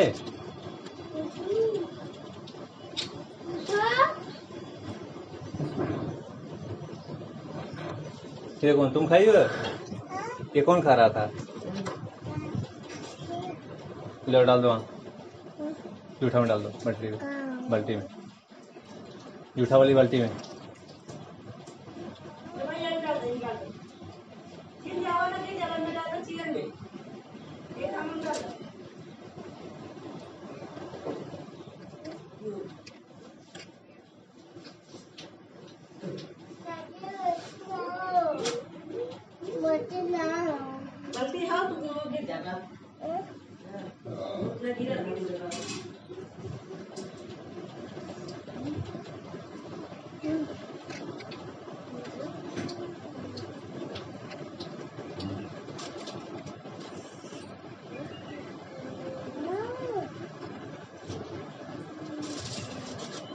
चलो और नीचे चलो आओ नीचे चलो नीचे आओ चलो नीचे गाड़ी नीचे गाड़ी जाओ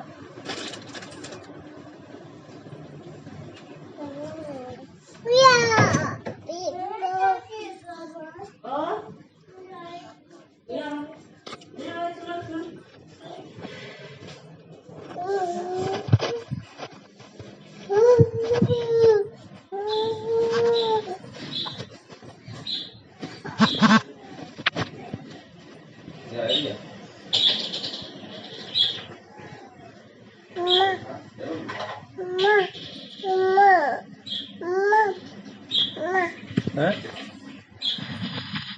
जाओ